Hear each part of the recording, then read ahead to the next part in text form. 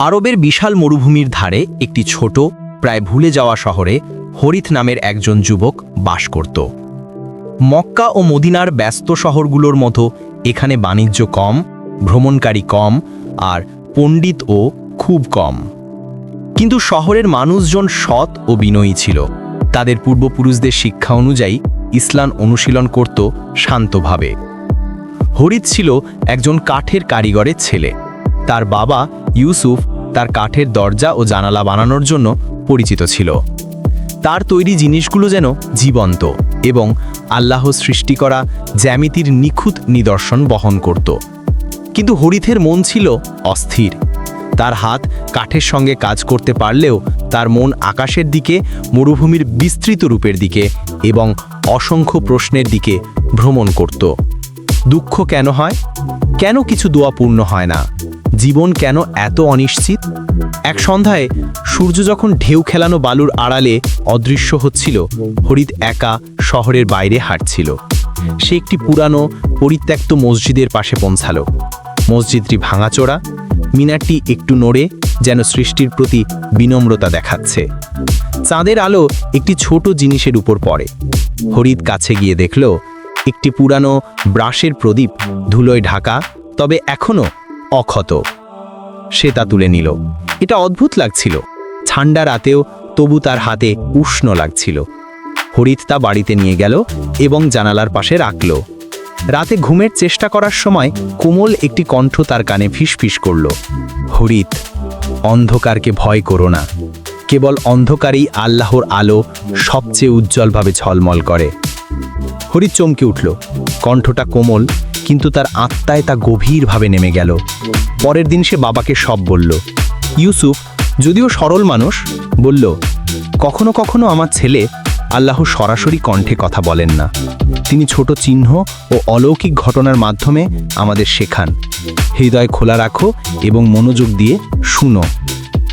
পরবর্তী কয়েক সপ্তাহ হরিত লক্ষ্য করল, যখনই সে কোনো জটিল পরিস্থিতির মুখোমুখি হতো বা দুঃখ ভোগ করত, প্রদীপটি হালকা আলো ছড়াতো এবং পথ দেখাতো। মরুভূমিতে হারিয়ে গেলে প্রদীপটি উষ্ণ আলো ছড়িয়ে সঠিক পথ দেখাতো। হরিত বুঝতে পারল, এটি কোনো সাধারণ প্রদীপ নয়, এটি একটি উপহার।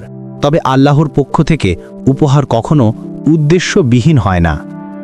একদিন শহরে এক অভূতপূর্ব সংকট এলো। কঠোর খরা এলো, কুয়োগুলো শুকিয়ে গেল, ফসল নষ্ট হয়ে গেল এবং পশু পাখি কষ্ট পেতে লাগল। মানুষজন আতঙ্কিত হয়ে প্রচণ্ডভাবে দোয়া করল, কিন্তু আকাশে মেঘের ছায়া দেখা গেল না। হরিত তার পরিবারের কষ্ট দেখল এবং প্রদীপটি কাছে নিয়ে ফিসফিস করল, আমাদের পথ দেখাও, হে আল্লাহ। প্রদীপের আলো আগের থেকে অনেক শক্তিশালী হয়ে উঠল এবং শহরের ধ্বংসপ্রায় বালুর নিচে লুকানো একটি পুরানো কুয়োর দিকে নির্দেশ করল। হরিত শহরের প্রাচীন মানুষদের সঙ্গে গিয়ে কূপ খুঁজে পেল এবং তা খনন করল। সেখানে তাজা পানি মিলল, একটি অলৌকিক ঘটনা যা শহরকে ক্ষুধা ও তৃষ্ণা থেকে বাঁচালো। শহরের মানুষজন আল্লাহর প্রশংসা করল, আর হরিত বিনয়ী হয়ে প্রদীপটি সংরক্ষণ করল, কারণ সে জানত এটি বিশ্বাসের পরীক্ষা। বছর কেটে গেল, হরিত প্রজ্ঞায় পরিপূর্ণ হয়ে উঠল। সে বুঝল যে প্রদীপটি কোনো আকাঙ্ক্ষা পূরণ করে না এবং সবসময় সুবিধাজনক দিক থেকে দোয়ার উত্তর দেয় না, বরং এটি বিশ্বাসীদের ধৈর্য, সাহস এবং আল্লাহর প্রতি ভরসা শেখায়। শহরের মানুষ এটিকে ধৈর্যের প্রতীক বলতে শুরু করল। এক রাতে একটি বৃদ্ধ যাত্রী শহরে এলো। তার কাপড় ছেড়ে ছিল, চোখে এমন দুঃখের ছাপ যা বহু কষ্ট দেখার প্রমাণ দিচ্ছিল। সে আশ্রয় চাইল এবং হরিত তাকে বাড়িতে নিয়ে এলো। বৃদ্ধ ধীরে ধীরে বলল, আমি সারা জীবন এই প্রদীপের খোঁজ করেছি।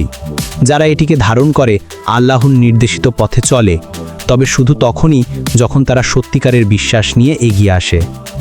হরিত বুঝল যে প্রদীপ শুধু আল্লাহর নিদর্শন। এটি কোনো অলৌকিক ক্ষমতা নয়, বরং হৃদয় ও ঈমানকে পরীক্ষার জন্য একটি পথ প্রদর্শক। তিনি বৃদ্ধের সঙ্গে অনেক রাত আলাপ করল, আধ্যাত্মিক শিক্ষা গ্রহণ করল এবং শহরের মানুষকে শিক্ষিত করল ধৈর্য ও বিশ্বাসের গুরুত্ব নিয়ে। বছর কেটে গেল, হরিত প্রজ্ঞায় পরিপূর্ণ হয়ে উঠল। সে বুঝল যে প্রদীপটি কখনো ব্যর্থ হয় না। যখন কেউ কষ্টের সময় আল্লাহর দিকে মনোনিবেশ করে, তখন অন্ধকারের মধ্যেও আলোর পথ প্রকট হয়। ধৈর্যের প্রদীপ হারিয়ে যায়নি, এটি প্রতিটি বিশ্বাসের হৃদয়ে জীবিত ছিল। শেষে হরিৎ বুঝল যে এই প্রদীপের আসল শক্তি ছিল মানুষের হৃদয়। আল্লাহর প্রতি পূর্ণ বিশ্বাস এবং ধৈর্যই আসল অলৌকিক শক্তি। প্রদীপ শুধু পথ দেখিয়েছিল, মানব হৃদয় ছিল আলোর মূল। শহরটি ছোট হলেও তার মানুষের হৃদয় ধৈর্য ও বিশ্বাসের আলো চিরদিনের মতো জ্বলল। হরিথের গল্প আজও যেখানে বলা হয়, এটি শিক্ষায় পূর্ণ। ভালোবাসা, ধৈর্য ও আল্লাহর প্রতি ভরসা কখনো বৃথা যায় না।